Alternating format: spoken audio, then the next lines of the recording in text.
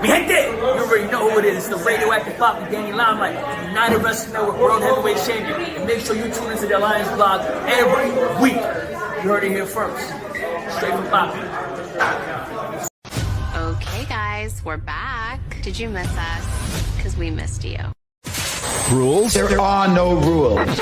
What rules? This is a revolution, damn it! You'll hear things you've never heard before. What in the wide world of sports is going on here? Who are those guys? And then there's the other guys. We're the other guys. We're the guys nobody ever bets on. The following program is intended for mature audiences. Ladies and gentlemen, welcome to the show. It's time for the Other Alliance Guys podcast with your hosts, Tim, Dave, and Jeremy. That was a weird delay. Good morning, good afternoon, and good evening. What can we tell you? Do you know what nemesis means? A righteous infliction of retribution manifested by an appropriate agent, personified in this case by us, the Other Alliance Guys, a presentation of AllianceWrestling.com. I so was hoping you were going to take it a little bit further. That was for one person, and he's right there. I could be a horrible cut. Your number one source for news and information for the National Wrestling Alliance, the United Wrestling Network, and various independents around the world, some of which we'll be talking about tonight. My name is Tim. This is Dave, and this is Jeremy. How are you fellas tonight? If I was any better, Trump would tariff me. He's got me good in the Discord. I was like, did your WrestleMania stream suck? And he's like, I don't know. Did you pay the tariffs? Your potato router probably sucks. Oh, your Canadian potato router? Yeah. No, it's fair, man. It's fair. What do we got? Schedule change, Roswell. Yeah, good idea, because I always think you guys are on Mondays anyway. Yeah, well, I made it sound when I pitched this show out there that we, WrestleMania is in the way, and so we'll go Monday. No, it was just because Easter and family stuff and all that kind of stuff. Yeah, but yesterday was 420, and I was real fucking high. Well, Willie Willie's here. He's got a new movie, superhero film, Septic Man. He's living in the toilets of solitude. Wow. His henchmen are the dingleberries. That's right. He is relentless. Willie is always relentless. But we're glad you guys are here. Thanks for being here. What are we talking about tonight? We are going to talk about NWA New Mexico, or Duke City Championship wrestling, and their springtime ringtime. That's it. I almost said fling time. Springtime ringtime. Springtime fling time is an entirely different program. Jeremy's going to do his UWN review because they're back in action, and Dave's going to talk about what should it mean for the winning team to win the Crockett Cup. And I think I know where you're going to go with this, Dave, in terms of thinking about, what happened last year. What did those winners get? But that's your segment, and I'll leave it all for you. I thought maybe we touch on WrestleMania for a sec. I didn't watch all of it either. I watched most of it, but I don't know. Best and worst of either night for you guys. What did you think, Jeremy? What was your favorite out of this deal? The Rock didn't show up. The Rock didn't. That was for me the best part of it was The Rock not showing up. It just goes to show you that the guy's not a wrestler at the end of the fucking day. He's a showman. Yeah. Worst part,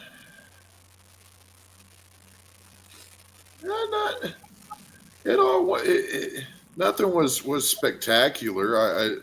Like I told you guys in the green room, I enjoyed Stand and Deliver more than I did WrestleMania, but it's been that way for me for a few years now. So Dave, it sounded like you kind of agreed about The Rock not showing up.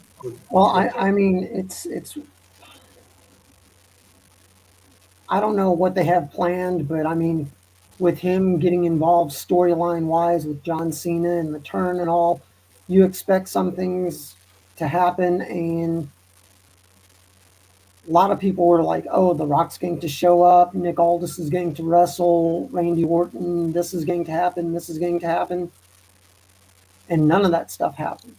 Yeah, I wasn't unhappy with the things that did happen, but it's one of these things that you almost in the back of your mind know that, oh, it's WrestleMania. There's going to be at least 3 to 4 title changes.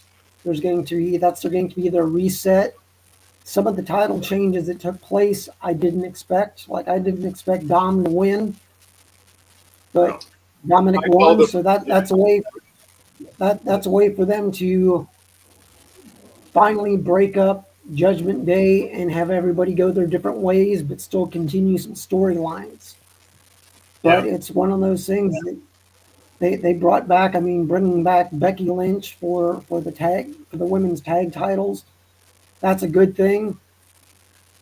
And I mean, a lot of people called that Seth would end up with Paul Heyman. Why not? I mean, it's one of those things. We'll just have to wait and see what happens. But also seeing that AAA was bought up by WWE. Yeah, that's a We're big going to see what happens there. Yeah. That a lot of the guys that, I mean, WWE is so big at this time that there's not enough places for people to show their wares, even if they're on the main roster. I mean, the LWO, they work when Ray's in a story, but when Ray's not there, you hardly see them.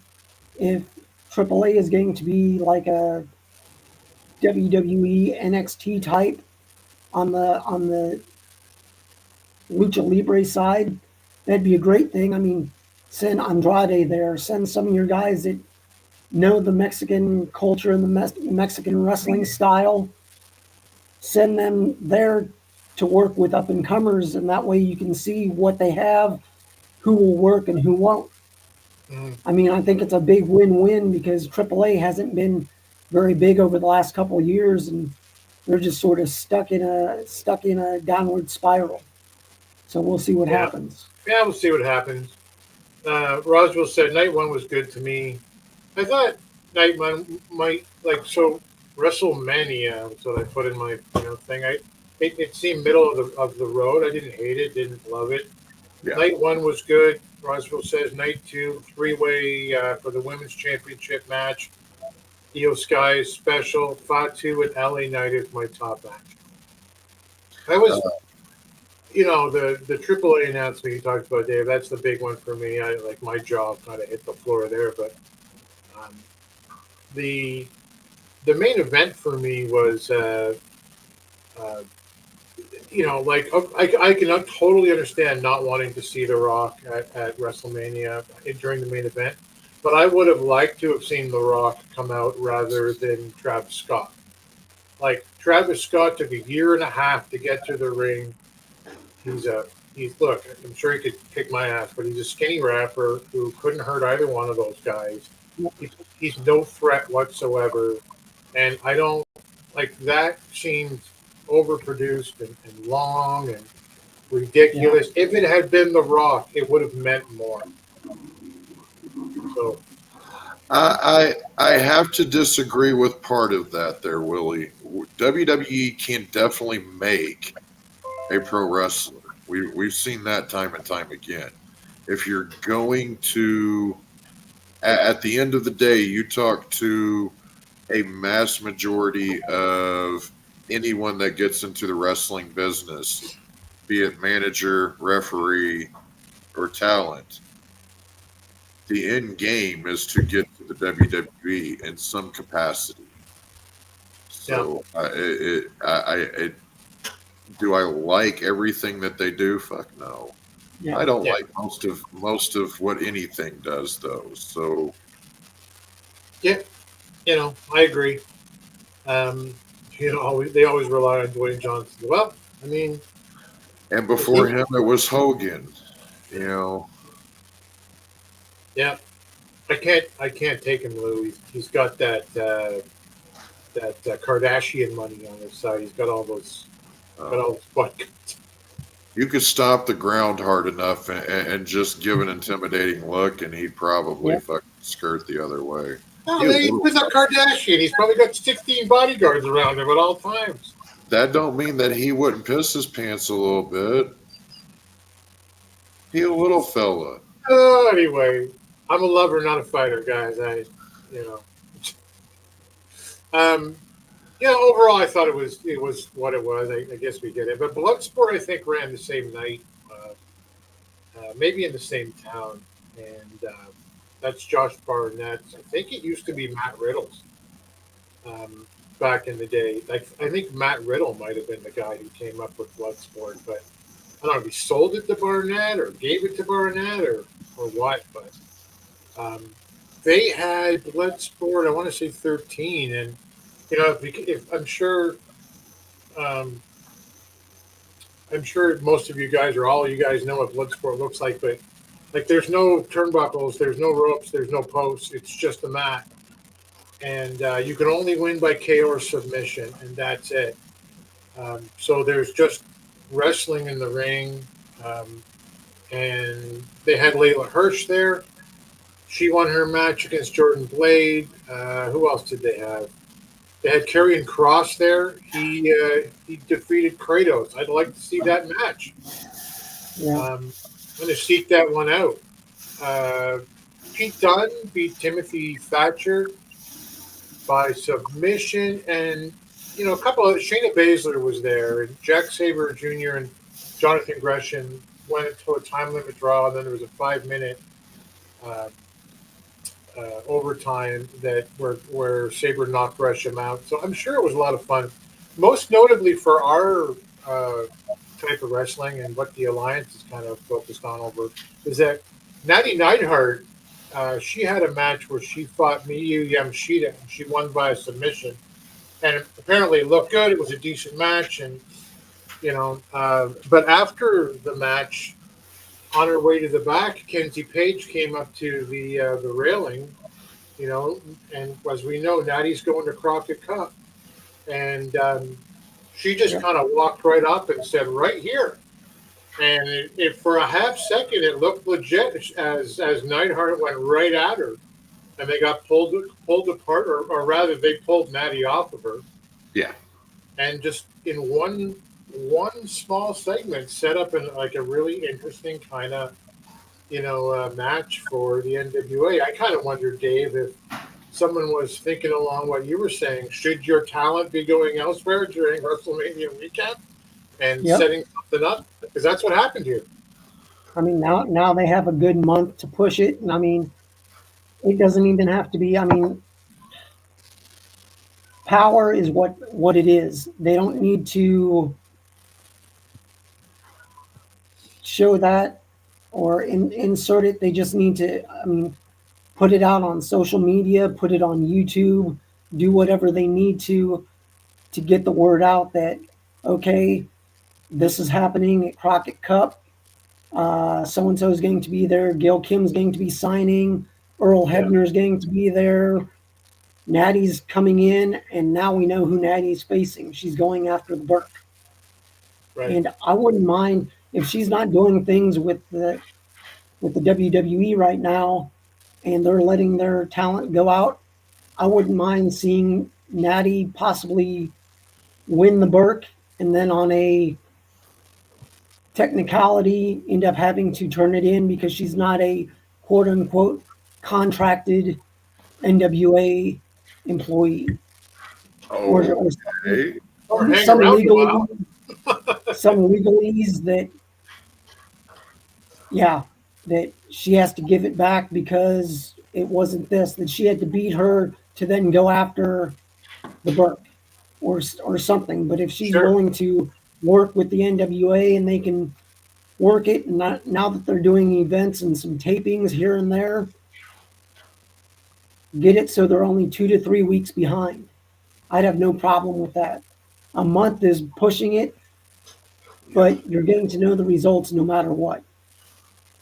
It's one of these things of just find a way to work things out and make something happen that gets some more eyes on the NWA one way or another.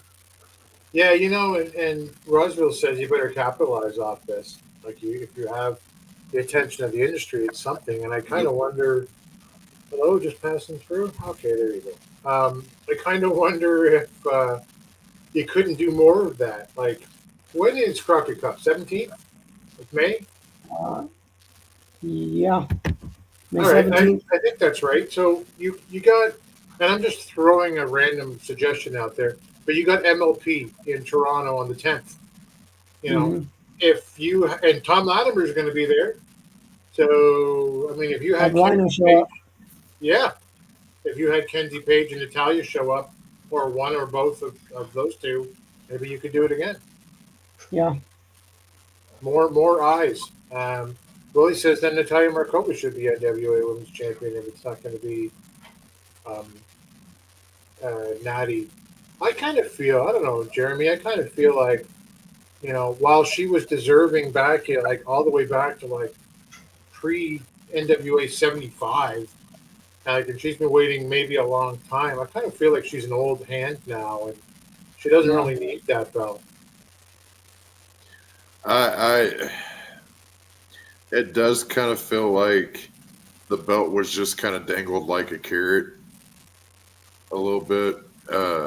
I don't know if to keep her motivated or to keep the fans motivated. It seemed like there were quite a few instances where she should have the title off of the champion and didn't. It's decisions like those that kind of made it that much easier to walk away from the NWA though whenever they switched over to the CW, because it just there's a lot of instances, not just with Markova, but with a lot of the talent that they waited too long or never did and should have. Right. Willie's throwing up some names, some old school names now almost, right? Killer Elite, the Naturals. Okay. An Iron Empire. You have to tell me about that one, Willie. Yeah. I'm unfamiliar with them, Willie, so give us a brief description in the chat, please, and thank you. Yeah. Well, let's get into looking at NWA New Mexico Duke City Championship Wrestling Springtime Ringtime review. And we've been through most of the territories now. Where there's 3 left, and we can't get to them for reasons that are not our fault. Right. Crossfire is behind a title match paywall. We're not going to pay it. Dog hasn't done anything, I don't believe, on YouTube for, Jeremy said, a year or a couple weeks ago. Yeah. And then Chicago hasn't yet produced anything for YouTube either. So that's what's up with we've been to everything you kind of can see right now. Rob Conway and Matt Rivera. Okay. It would be good if Conway was wrestling, but he's retired, I believe. Yeah. I believe so too. We mentioned in our chat before we got on about, as we've gone through the territories, we haven't really loved anything. We, keeping in mind that it's indie wrestling, and some of the shows which could have been good had audio or video problems, or just had issues along. Like, we kind of got the impression, I think, the 3 of us, that we saw some bad cards along the way. So maybe we'll go back. But J. Cal wrote to us a while ago. It kind of feels like, as we tour around the territories, like it's like the Bruce Tharpe era. where guys are paying for licenses and there's no standards and they're just doing whatever they want. And I kind of agree. Yeah. Well, I mean, like Duke City Wrestling. Yeah. Had never heard of them before, and I guess because Bryan Idol is involved and Markova wrestles there, that oh hey, we'll bring you in, but they have no real connection to the NWA in any way possible. Right. And I mean, they look like an indie promotion, which they are. But like I had said, like we were talking earlier, the NWA should have, I guess, specifications of if you're going to be one of our territories, you need to have this, this, and this. You need to have production up to this standard. You need to have all the rings that we use are 18 or 20 feet. This seemed like a really small ring. And I mean, it's just set some standards of what you want. Give them some time to do that, because I mean, it's not just going to be an instant change, but a territory should be similar to the NWA in that, just like a minor league team. If you go to a minor league team of the Baltimore Orioles or the New York Yankees, the stadium's set up similar to what a major league stadium is. It doesn't have all the bells and whistles, but it looks similar because it's an affiliate of that team. Right. So that's what you want to do with these territories. Have it so whenever the wrestlers go and filming takes place, it's at least 75% similar to what an NWA filming or NWA event would be. Just so you have that familiarity. Yeah. And I mean, that's my take. Good example. Like, all ballparks are not created equal, but you know, they're all within the same kind of specifications. You got to have this, that, and the other thing. Yep. It's all, I don't know, 360 feet to the wall, or give or take. Right? The NWA territory system of old didn't have anything to do, any real say in the day-to-day booking of the shows that ran on in the various territories, but they did say your refs need to look like this, your ring needs to look like this, Yeah, this needs to happen this way. You know, Ross points out it's not being used correctly. That standard makes sense, the appearance and quality. Also, remember JCP was talking mess about Duke City? No crossover, and that was months ago now. Yep. Willie agrees. Our friend Lou, who's in the chat, in the comments of the show that we watched, I think there's been one show since we reviewed this, but we're watching the season 4, episode 2, Idolize Bryan card. Lou wrote, bad lighting, terrible canvas, bad apron, good announce team. I would add to that a good crowd, but all 4 of those things that he mentioned are true. The lighting's bad. The canvas is terrible. It's got tears in it. It looks, I don't know. It's seen better days a long time ago. Yeah. But the announce team, Chris Burnett and Dr. Fernando Gonzalez, were pretty good. The matte canvas was tragic. Count the pieces of tape, yeah. I stopped at 37. The first match, I gotta say, for one part of this, as I kind of walk through this thing here, I can't quite hear anybody on the ring mic. Like, there's enough ambient noise that I can't really hear. I have to listen to go back a few times to get names. So if I screw something up, I think that's 37. Then please forgive me. But the first match is Class, CLAS, Christopher Landon Anthony Streeter, I think. with his manager Matthew Robles versus Mr. Happy. Mr. Happy is over as fuck, and the crowd loves this guy. Class is this kind of classic, no pun intended, over the top, arrogant heel type. Well, meaning the match was fine in the end. Robles' manager passes Class some brass knucks, but Mr. Happy rolls him up for the win. After the match, Saleh, Taylor, and Ronan, I think they're members of, again, I think the MK Army. Yeah.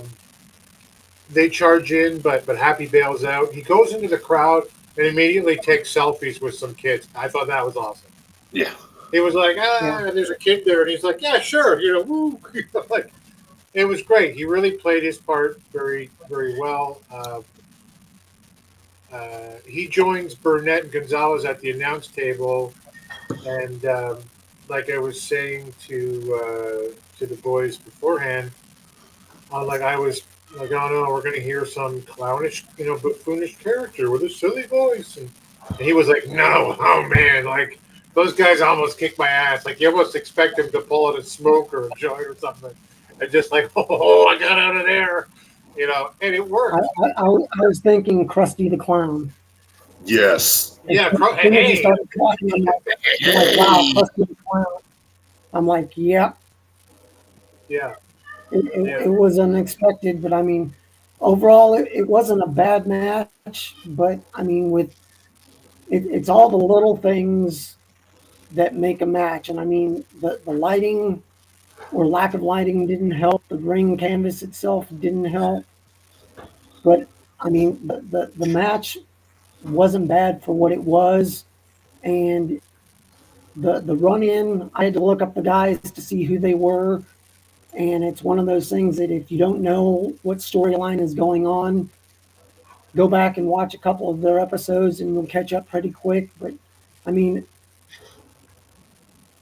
besides all the little stuff, it wasn't a bad match. I mean, they have a lot of improvement to do, but it was good for what it was.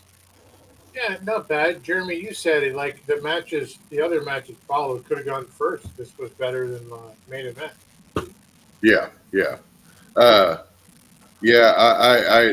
Klaus kind of he seemed like the result of inputting Sean Stasiak and early Chris Masters into a Temu AI creator wrestler program. I was in my notes. I was kind of critical of Mr. Happy a little bit. I wrote that he looks like he stinks of armpit, tofu, and patchouli. But he gives out presents and he's over with the crowd, so it evens out. He's kind of done up like a clown, but I didn't get clown vibes from him, which confused me. But he's also a former power lifter. The commentary noted that. I was enjoying this match up until Mr. Happy grabbed the ropes and Klaus couldn't break the hold after just like grabbing his hand like this and going, oh, well, can't break it. I'm going to try and tickle your armpits. What? You're not the clown guy. You're not right. Mr. Happy, dude. What are you doing? Right. And after that, I kind of checked out a little bit. Yeah. Well, a lot of it actually. But.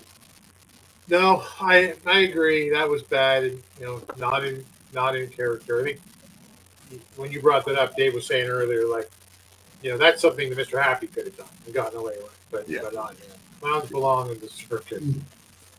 So Lou says, you can't shake this question in his head. Say a World League Wrestling or Duke City got themselves a billionaire angel that insisted on them being NWA. Were they allowed to be?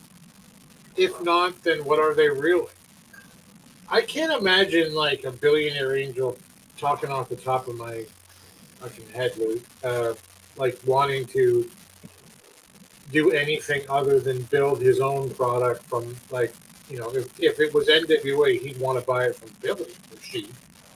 I don't know. Raj says, probably not. They probably wouldn't be allowed to, I guess, be NWA. Could any of them step up to be the top promotion over Power?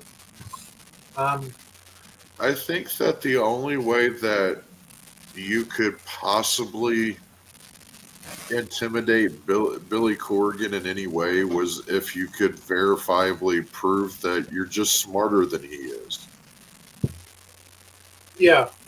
I mean, I don't think Billy's ever going to be inclined to sell. No. But if it did happen, I've always... there you go. I've always thought that when the territories should be looked at the way WWE looks at television show programming. You've got Raw, you've got SmackDown, and in a way, you've got NXT. I mean, because there is crossover. If you took NWA, which, and they've got the rights to, help them along, and you were to say, Monday nights you're showing, what the hell is EC3's? Exodus. Yeah. And then Wednesday nights you got JCP. Friday nights you got Duke City or whatever. And you had crossover between those shows to some percentage. I know you need programming spots, and it's laughable to talk about right now because they don't have really anything beyond X. But it almost feels like the territory system hampers the whole idea of a territory system. The geography of it, if you're Billy, you can't afford to run a show, I wouldn't think, in Florida and then have your talent or 20 or 30% of your talent run over to New Mexico. And then on Friday, they got to be up in Cleveland for EC3 show. It almost feels like if you ran the different products in the same place or in a few different places like they have set up in Florida, you might be more successful. And you just ran them on X, maybe people would pay more attention. I don't know. That's the other thing, though. NWA proper is the only one that runs exclusively on X. Then you've got a couple of the other ones that post their stuff up on YouTube. You've got one that hasn't posted anything in forever, and then you've got a couple other ones that are doing everything on Triller, or Fight or whatever. So again, it goes back to there's just no uniformity in this, and we already had Bruce Tharp running shit. Right. Now he's just wearing a Billy Corrigan mask. It's true. Willie asked, is EPW an NWA territory? It's not, but they do stuff with EPW. What is NWA Chicago? Oh, wait. Thank you. Sure, yeah. But Billy allows the territories to outshine Power and talent and production. I haven't yet seen a territory that looks better than what Power has produced, but I don't watch it like you guys have. And I mean the Blues out there and the Roswells and whatnot. I haven't seen a production level that's been as high as the main Power show. JCP seemed like it was going to, but then it actually started and it wasn't. Yeah. We go then to a Route 66 championship match, which is kind of a cool name for a title. The belt's kind of cool looking too. Sort of looks like a highway sign for Route 66, that classic Route 66 sign. You got Bryan Idol. What's that? It made me want to make a Sonic run. Yeah, I could see that. Bryan Idol is defending the title versus the Magic Show Valak Vine. I'm going to go back to this. He means, would he allow it? Would Billy allow the territories to outshine Power? No. I misread that. Sorry. No. Probably not. Probably not. Sometimes the guy who can give us the answer is often the problem standing in the middle of the road. So now I get it. So the Magic Show, Valak Vine he's a magician. the crowd's kind of into him when he comes out. Yeah. And, if I could ask if the off 1/1000th of a chance someone from Duke City's wrestling, could you turn the music off when they're talking on the mic? I can't hear them when they're on the mic throughout the arena. It's difficult as it is. So he does a trick, and at least it appeared this way to me, but I couldn't quite hear it. I think he was saying he's essentially going to teleport himself into the ring. And then he went into the ring and basically went, ta-da, I'm here. Yeah. I thought, that's awesome. I'm pretty sure that's what happened too. Yeah. Okay. So Idol's out. He's the champ. He gets lots of jeers. Vile does another magic trick. He's going to make his wand levitate. He pulls his wand out. He's got two strings on either side of it. And then he does a trick for Idol where he says he's going to make a bird appear out of his hat. And he takes the hat, does the magic wave over it, and then pulls out the bird. So Idol's obviously nonplussed about the whole thing. He does a double out of the hat at him, and then he attacks him. Idol, by the way, the one selling point I think for Bryan Idol, other than the fact that he's he's decent in the ring, is that he's supposed to look like $1 million. He doesn't look like $1 million anymore. Like, I don't know if he's eating some of the fast food on the road or what. What do you mean? At what fucking point did he look like $1 million? Okay, his character is he looks like $1 million. But when he first appeared back as, I don't know, Fernando or Alejandro, whatever the hell his name was. Mercurio. What was it? Mercurio. Yeah. Mercurio. Right. He was thinner. He was more cut. He had some more definition. It seems like he's a little bigger now. He's comfortable being corporate now. Yeah, maybe. Looks a little dumpy. Sorry, Brian. Vile's slow. Idol's moonsault, by the way. He does a moonsault in the match. It could have gone really wrong. Like it was oddly placed, and he landed on Valak's back, and it could have gone wrong. Something went wrong on that spot. In the end of this thing, he pulls the referee. Idol does in the way of Valak, as Valak is shooting some confetti into the eyes of the referee, who frankly should have just gone and carried on, but who sold it like he'd been punched in the face by Ox Baker or something.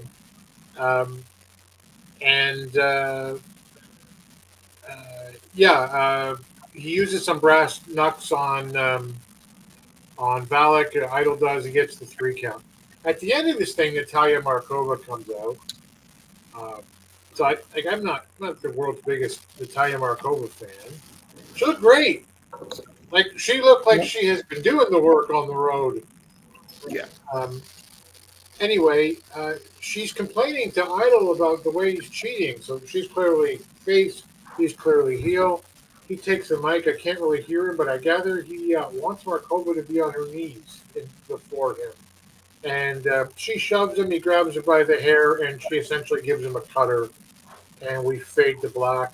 Jeremy, your thoughts on this stellar offering from Duke City Championship Wrestling?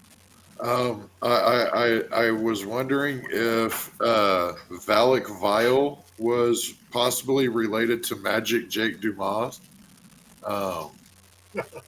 And then Bryan Idol is what happens whenever you can't get booked as the cover lead singer for a Winger or White Snake cover band. And then What's that guy's name? I just I don't like the guy. Yeah. He's not good. Go away heat for you? Yeah. Yeah.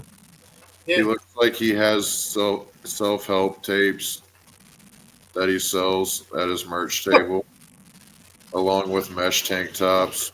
and Betamax highlight tapes. Oh dear.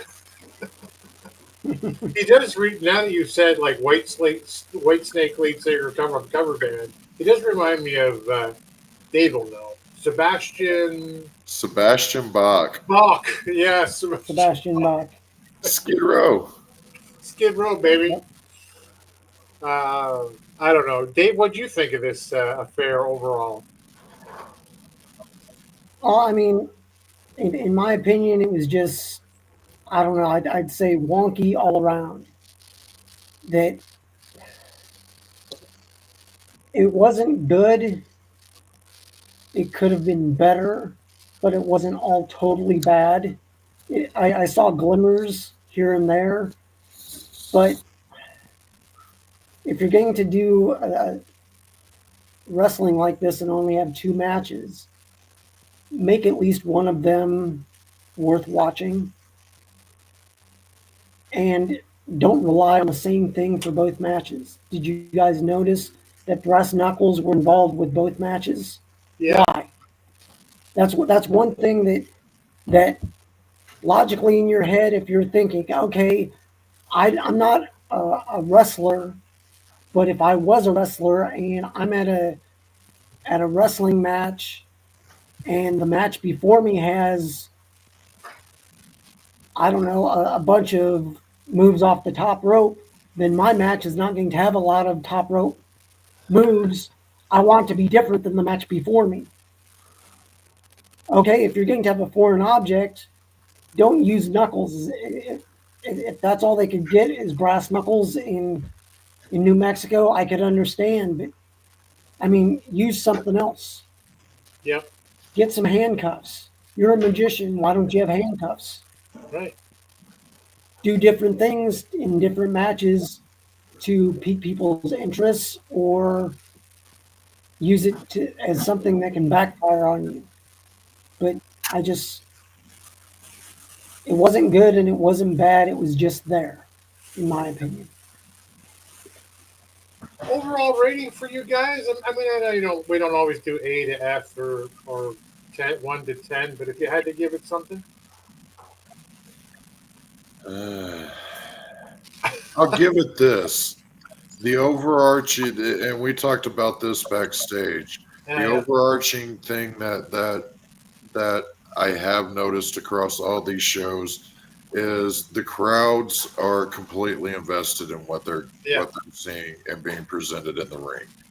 Yeah. So the live atmosphere must be completely different from what we're seeing after the fact. I don't know, but it's clicking for them. It's just not for me. Right. And we want to love this stuff too. Like we really want to love wrestling. We don't want to go in and the territory sucks. We just haven't seen it yet. Yeah. Yeah. It was like, as for me, I told you guys it was probably on par with the better stuff that we've seen in the indies, but for the territories, I mean, but there you go. Roswell says, I like to talk about Bryan Idol. I like him more in the heel role. I agree. Well, let's get back to the gym discipline. I don't get why we have a riff with Mark Colby either. Why? Oh, the Black Cat? I didn't know that. Yeah. It's Charlie Murphy. Charlie Murphy! Charlie Murphy! Oh, that's awesome. Lou says, she's only 17.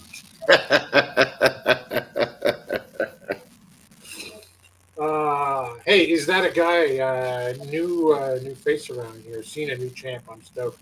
Yeah, I thought that was the right move. Was the first go. Yeah. Oh yeah, they're kind of trying to. I don't want to say bury Ric Flair, but not make him the standard. Yeah, I remember years ago Flair being asked on one of those, shoot interviews, who would you pick if someone had to beat the record? He said John Cena. John Cena. So should go over fairly well. Jacob Fatu double pop-up moonsault is goated. Yeah. And the guy moves like a cat. Moves like Charlie Murphy. Yeah, so I mean that's what it was. We'll figure out where we're going next week, and let you guys know what we're gonna review. If you got any suggestions, let us know. In the meantime, let's go to the segment we call Championship Wrestling from Jeremy. Attention, everyone! One. School is in session. Oh boy, is this great! Let me talk to you. Get down to the nitty-gritty. It's time for Championship Wrestling from Jeremy. I can't get over that part now. Just the nitty-gritty. The nitty-gritty. That's the chef's kiss right there. That's the cherry on top of that video, Dave. That's every time it gets me. Every time the nitty-gritty. What's going on in the world of the United Wrestling Network?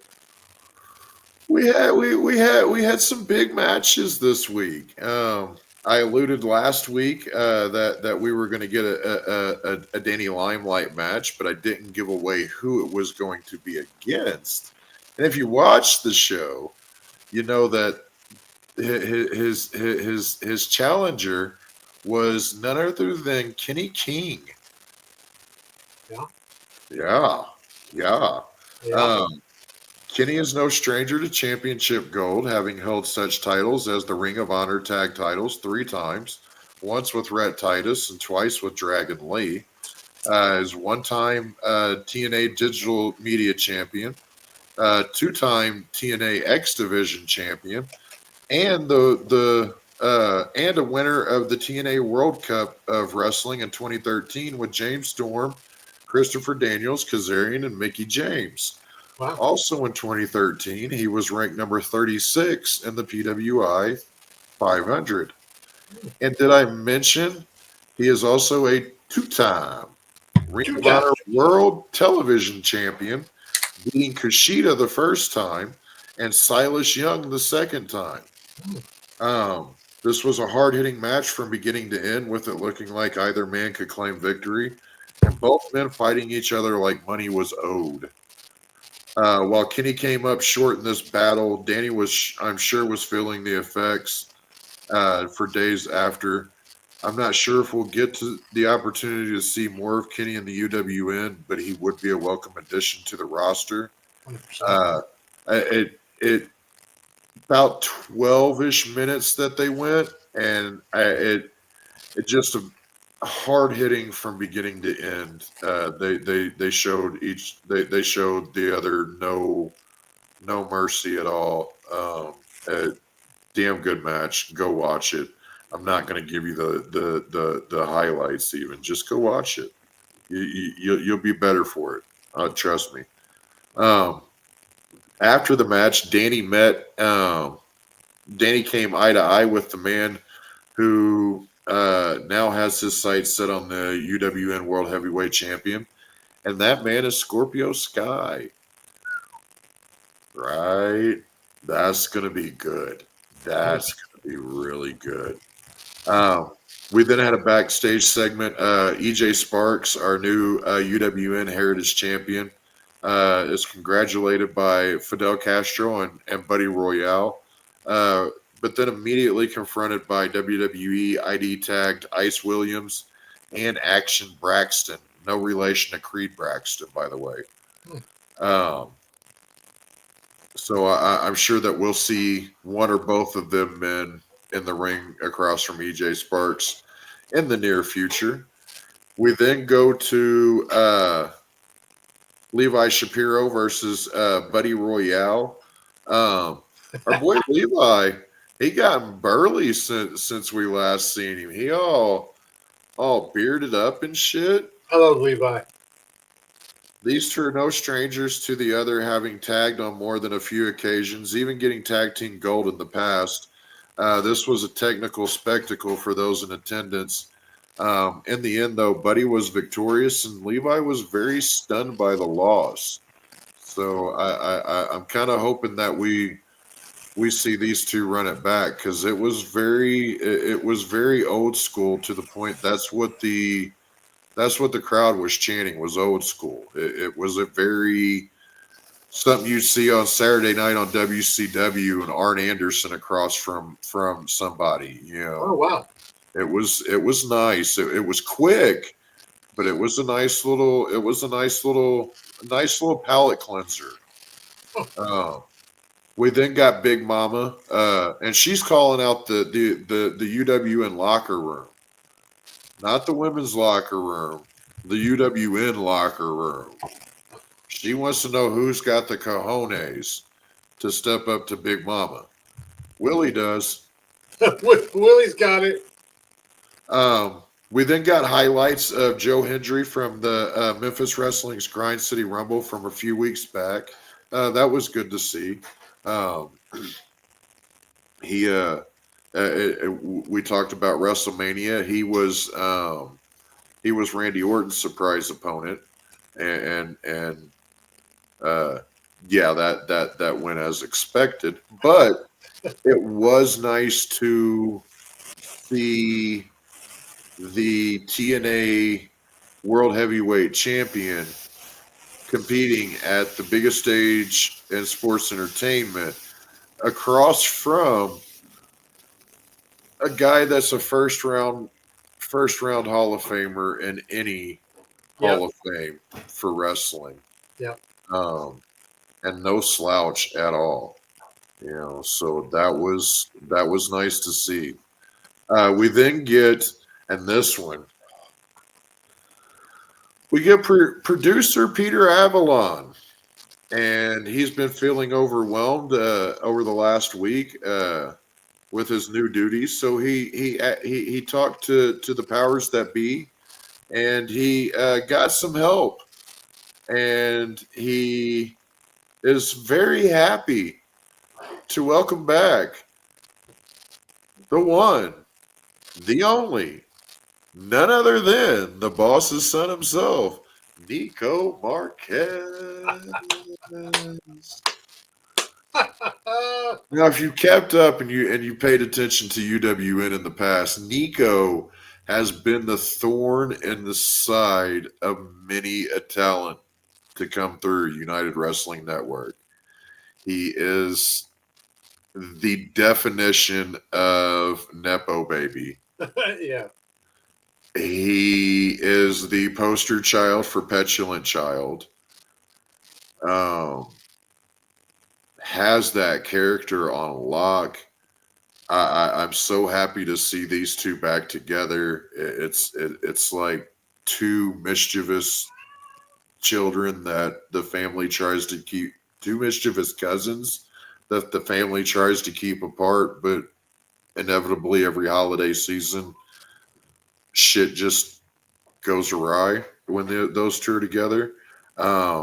They paired up in the past to form The Office, no relation to Dwight Schrute. It's like UWN's just like, you know, let me give you one more reason to tune in. Here's Nico back. You know, just the extra dash of pepper, you know, to just really set the dish off. I'm so fucking happy for that. We then go to our UWN TV title match with our champion Zicky Dice versus QT Marshall. I said last week that when QT finally got his hands on Zicky, it was going to be bad for Zicky. If you watched the show and I was watching live and had the chat up, I saw a few Alliance names there. But I'm giving everybody the benefit of the doubt. It has been viewed over 2,300 times since it aired yesterday. So I'll believe that all of you guys watched it. I appreciate how these two built up this match over the last few weeks with video packages, building the tension between these two until it boiled over with the ring of the bell. There's no doubt in my mind that Zicky definitely woke up sore for about a week or so after this match. I also had a thought during this match that Zicky is looking more and more like the uncle who's not allowed inside alone. He also at one point reminded me of a piping bag. I don't know. I don't know. QT put on a solid showing, almost getting the W on a few occasions during the match. He was, however, unable to put all the pieces together and solve the puzzle that is a Zicky Dice match. Zicky was able to catch QT with a forearm and then a roll of the dice to set up and hit the snake rattle and roll for the win. This again, it was an hour, and I don't know if it's the way that they're structuring the show, and they're just keeping bam, bam, bam, bam, bam, bam, bam, rapid fire coming at you, or what. But the hours have been going by very fast since they came back with new content. I don't want to say return because they were weekly showing old content footage, just like they had been the last time that they took a hiatus. Right. They've never went away. They just weren't able to provide us with new content. Now they are, and I'm sitting here going, I wish you guys were like an hour and a half, 2 hours a week. I like what Peter Avalon and Zicky are doing together, putting everything together. Again, I'm fucking ecstatic that Nico is back. That's a character that I think has been sadly missing on the program. If you're not watching the UWN and all of its affiliated products, then you're kind of like me because I don't watch all of them either. But if you're not watching the UWN, that's the short. That's the short right there. That's the short of it. And thank you. And we thank you. Let me go right back to this a second here. Yeah, glad to see Scorpio's guy getting some Ringtime. I just looked him up. He's only 42. I would have guessed he was older than that. But he's not. No. No. And phenomenal shape still. Yeah, younger than Kenny King. Yeah. How about that? How the hell did we end up there? There we go. Thank you. Thank you very much. I'm always, whenever I talk like this, it's always because I'm trying to find the video, because now it's time to look at some fantasy booking in our segment with Dave Scooby we call I Respect You, Booker Man.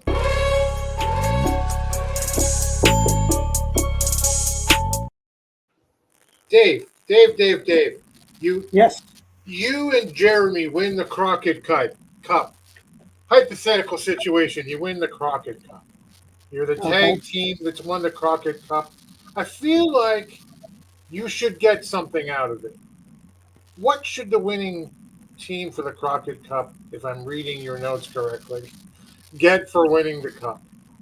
I feel that they should be put into at least a short working relationship with the current tag team champions to see if things pop. At least have them do 1 or 2 matches to see if things work out and how the crowd responds. But it's one of these things of back in 2019 when Billy first took over and they had their first Crockett Cup in 2019, it was a combo deal with ROH. And they didn't have a tag team champion at that time. So the winners of the Crockett Cup were automatically given the titles.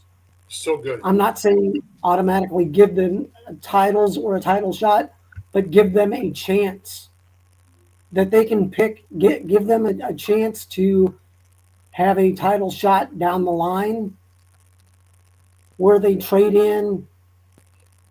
They're not trading in their win, but they're using that win as almost collateral for a title shot. So it's one of these things. I mean, I like that, Jeremy. I love the Crockett Cup. I'd keep it myself and hook a keg up to it and put a tap on it. It's one of these things that if you go back in time, a Crockett Cup back when Jim Crockett Promotions did it back in the mid 80s, 87, 88, 86, when they first kicked it off. The winners, 86, you had Road Warriors win. They didn't need to prove anything, but all that proved to everybody else around them was they were as badass as everyone said they were. Yeah. They didn't need them to help, but it added to their quote unquote portfolio or their stock. And when they were able to go overseas to Japan and wrestle, saying they're Crockett Cup winners, it meant something. The next year it was the Superpowers in 87. Yep. Dusty was already made. Nikita was made with that flip. And it's one of those things that, you need to make it make sense and make it mean something. Right. And then in 88, it was Sting and Lex Luger. They were young bulls on the rise, and it just helped them, and it improved their stock within the NWA. Plus, it also played into storylines of the Four Horsemen. What would happen if such and such? And it was one of these things that the Crockett Cup was there to enhance what was already happening. But you have to take winning the Crockett Cup to the next level. And what I'll talk about now is the current Lightning One era. Billy Corgan, he brought back the Crockett Cup to highlight the tag team division, which I myself find somewhat funny because Billy doesn't really seem like he's a tag team guy. He says he likes it, but he doesn't do anything to really help the division itself. But what he's done over the last couple years, I think have helped more or less, sometimes more, sometimes less. In 2019, it was more, in my opinion. NWA and ROH, they had a working relationship. A few ROH teams were involved with the Crockett Cup. You had the Briscoe brothers, Bandito and Flip Gordon, they were there as well. You had some NWA teams, Rock and Roll Express were there. Let's see who else. Workings, Jackson Crimson, and the Wild Cards were put together as a wild card team, Tom and Royce. Yep. Wild Cards ended up losing in the finals to Villain Enterprises, which was Brody King and PCO. Yep. They were part of Marty Scurll's group, which after that, everything went south, which it wasn't a good deal, but they ended up claiming the Crockett Cup, and at the time it was good, but a couple months later it wasn't. But they were your first NWA World Tag Team Champions, and I'm not sure what they had in store for the next year. But with COVID developing 2020 and 2021, there was no Crockett Cup, so everything was put on pause. And when it returned in 2022, those guys were no longer there. Right. So they still dug into the well of ROH, and the Briscoe brothers ended up winning the Crockett Cup. And while the Briscoes were at, I believe, one NWA taping and a few pay-per-views, there was really no big storylines within the NWA. That the Briscoe brothers were mainly going against the OG Kingdom, who are former opponents of theirs in ROH. Right. So they were continuing the ROH story within the NWA. And while I liked both teams, I would have loved for the Briscoes to have a better run within the NWA. But I mean, they ended up fighting La Rebellion for the tag belts in a losing effort. Then they ended up moving on to Impact, winning those belts. And I mean, they had a good run for what it was, but I would have liked to have seen them capture the gold and cement their names in the NWA as NWA talent, and not just borrowed talent. But as many of you know, on January 17th, 23, Jay was involved in a car accident and ended up passing away. Now, like I said before, their win at Crockett Cup was very good, but it's just in name only. It added to their tag team legacy, but it didn't do much for the NWA proper. Right. So it's one of these things of, you look at who's going to win, what the stipulations are of them winning, and how it affects both them and the NWA. It was good for them, but it was not, in my opinion, good for the NWA because they never capitalized on them winning. We move along to Crockett Cup 23. It was a massive undertaking. There were over 20 teams competing for a shot at the Crockett Cup. Several outside teams were involved, including Devon Dudley's kids, TNT, the Outrunners, who I wish would have stayed within the confines of the NWA. Also, Dan Math and Donovan, set to slaughter. They were a big team. Yeah.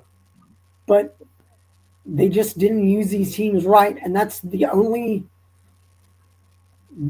thing I can say about the Crockett Cup is there's no win-win in the Crockett Cup because you have to have somebody lose in each match.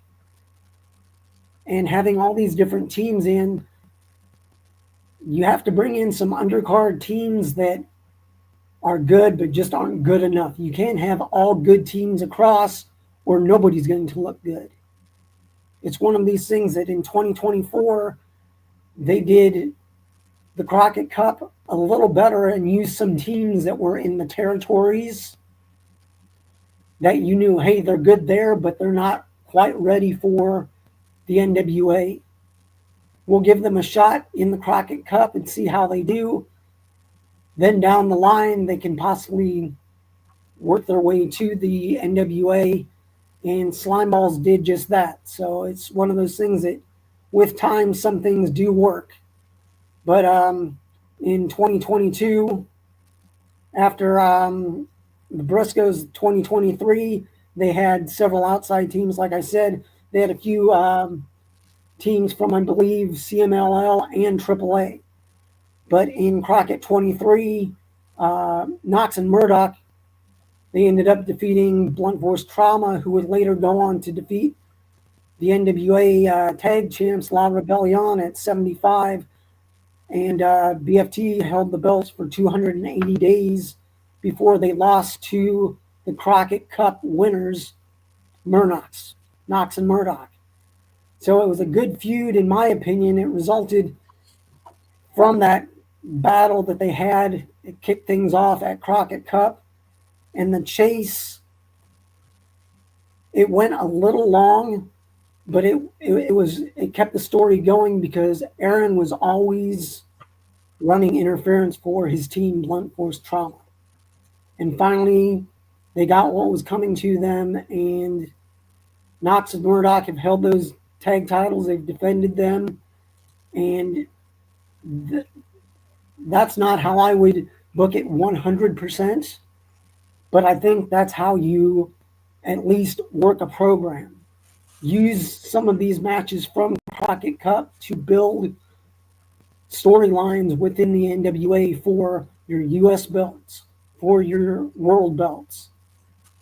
Even put them out on the territories to go against some of these territory teams for a shot at those titles if they do have a tag team title in the territories. It's one of these things that competition amongst all these people, this is how you build up challengers and build up future teams that you can use down the line. And in Crockett Cup 24. It was the first year that they ended up doing a taping. This was done in Forney, Texas, May 18th, 2024, and it was shown over a 5-week period on Power. And it was basically a month's delay. So it went from June 18th to July 16th. Several qualifying matches were held in April to build to the Crockett Cup. Several outside teams were from the NWA territories. But like I said, they didn't bring in any big teams, any known teams that were out on the indies besides the territorial teams. Now the finals came down to the Immortals and the Southern Six. And I do find it strange that the Southern Six were able to pin the teams of both Murnochs and the Immortals due to just, you look at them, there's such a size difference. But it's one of those things that sometimes you just have to not think, not look at things logically. You just look at it and go, okay, they hit the right move at the right time. Right. And this happened. Now they've been wrestling mainly a lot in Juggalo Championship Wrestling, and the Southern Six. It's one of these things that if you're watching now, you know, hey, they're having some problems. Not sure what's going to happen with them. Thrillbilly, I'm not really sure if they're all on the same page, which I don't think they are. They're in the same book, just not on the same page. So it's one of these things of them winning the Crockett Cup. I mean, they've had the stupid storyline with Kyle getting in the ring with them. And it just, you need to highlight your winners and make it make sense. That, I mean, Alex Taylor ended up winning the junior heavyweight title in June of last year in Chicago. And this was against Joe Alonzo. Alonzo was leaving, so they did a flip of the belt. It was his title win was never shown. They didn't videotape it. They didn't have anybody tape it at all. You could have easily just gotten your iPhone, taped it, and shown some highlights. Right. But it's just little stuff. And I mean, it's one of these things that you have to make your winners of Crockett Cup mean something. And I'm going to put it out there. I'm going to give you probably about 10 seconds. I've got a spoiler alert coming up. So if you don't want to hear the spoiler alert, you can put me on mute. It'll take maybe 30 seconds for me to discuss what's going on. Okay, 5, 4, 3, 2, 1. Spoiler alert, the U.S. Tag Team Champions are now the Southern Six, Kerry and Alex. They defeated the Country Gentlemen at Hard Times 5, which took place last month. So they have the belts. They just haven't been on TV with the belts yet. Okay, we're done with the spoiler. You know, this is where the Okay, AI Alex. cut the short, right? Yep. Now, Alex Taylor, he is your junior heavyweight champion of the NWA. He's had at least 10 defenses of that title, but they've hardly highlighted him on Power at all. They haven't highlighted him. His matches, he's had several in an NWA ring, but he's also been outside the NWA ring. And I mean, they just need to kick things up and really push this tag team. I think it's a mistake having several people within the NWA hold 2 belts at one time, being your women's tag team title, or also your women's TV title, also hold your TV title and your world title. Spread the wealth around. Either You bring some other people in to spread that wealth around. You need to expand your roster, or it's one of these things, make it make sense. Right. If they're going to have these belts, defend them and highlight them defending belts. I'm not really sure what's going to happen with the Southern Six and Throwbilly, but I mean, we'll see coming up in just under a month, Crockett Cup 25. And I will make sure I'm right by the walkway, so I'll have plenty of pictures. I'll make sure to post that in the Discord. But I'm hoping the NWA does the right thing. There's several teams that could go over. I'm not sure who my pick is. I may give my pick next week. I'd love to see the Immortals win, but right now, Odinson is still recovering from a slight injury. But it's one of these things of just make it make sense. That if you're going to have a team win the Crockett Cup, push that team to the moon. They don't have to win everything at one time, but at least give them a good push to start the momentum going. Right. That you can't get any traction if you're standing still. Great line. I thought of a few things as you were talking, and great analysis. Thanks so much. I thought of a couple of things, and one was back in 86, 87, 88. I think you got a kayfabe $100,000 check for winning the Crockett Cup or something, right? I seem to recall like the Road Warriors and like with Paul with the check in his hand and the photos. Like it was all kayfabe, but you could use that as you could use that in character to, how insufferable would Aaron Stevens be if BFT won, $100,000 check from Billy, like, and everything was just dripping in gold, and you could use that in kayfabe for regardless of. There's so many teams that you could do that. Like, I don't know, you could have a babyface team who needs to win, that money to pay for someone's grandma's surgery or something like that, right? There's that, but I also think in the end a Crockett Cup team automatically should have a shot at the NWA World Tag Team titles at the earliest filming opportunity. That's what it should be to me. And even if it's a short run, like, I don't know, like the Briscoes came in that time. I was so stoked and so glad they won. They did that short run, and then they were on their way, like we knew there would be. If you just did that for a month until the next pay-per-view or premium live event or whatever, you could do that. And anyway, I agree. That's there's a lot you can do. Well, you'll be at the Crockett Cup in a month's time, just under a month's time right now.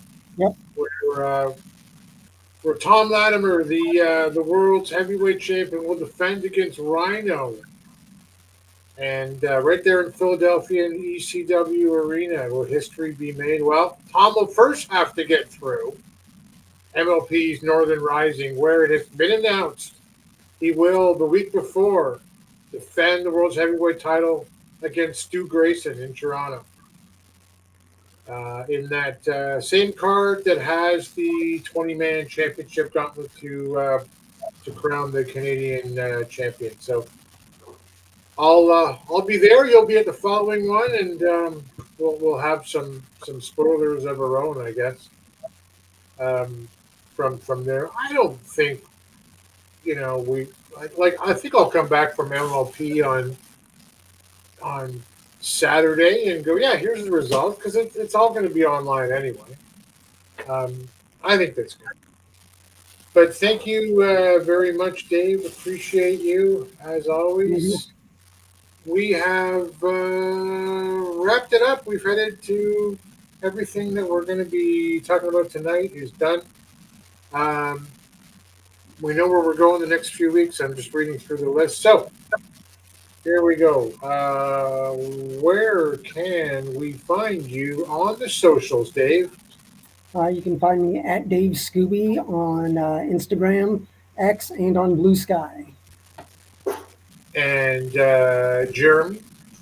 You can find me on Facebook at Jeremy Miller and on Blue Sky at Alliance Jeremy. I think I finally got all these things right on here.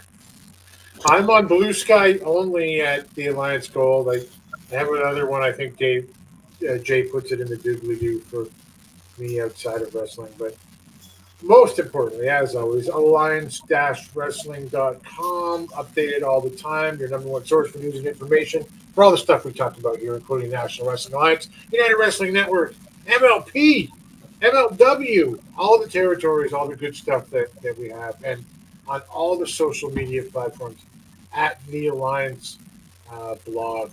Then join us Thursdays. Well, not us, but join the Alliance Thursdays at 8 p.m. Eastern, 5 p.m. Pacific. That's Pacific, not POC. For the Alliance guys, the original, the OGs, with J. Cal, DKM, and Jaden. It's every Tuesday at 5 p.m. Eastern, 2 p.m. Pacific. It's the pre-party before Power with the boss himself, with J. Cal. Hey, Devin, we're sorry we missed you. Just got home from practice. Well, watch us on the replay, because then we get the likes. Please like and subscribe to the Alliance. It helps us grow. We're well over 6,000 now. I think we were under 2,000 when we signed on. So it's all us. It's all these guys right here. We've done all of it. Jay's just on our coattails now, baby. Sorry, Jay. Don't take our rights away. Don't change the password. We got. I think. Thank you, Rosville. Thank you. Put your stuff in the chat every week, Roz. I'll make sure Jay puts it in our doobly-doo as well for Alliance Late Night. That's it for us, and until next time, we'll see you at the matches. Thanks for joining the stream. This has been a presentation of alliance-wrestling.com. We genuinely appreciate your support. Would you consider subscribing so you'll never miss a future episode? I'd also like to remind you we do a live stream every Tuesday at 5 p.m. before NWA Power. You can find us on social media at The Alliance Blog. And until next time, we are The Alliance.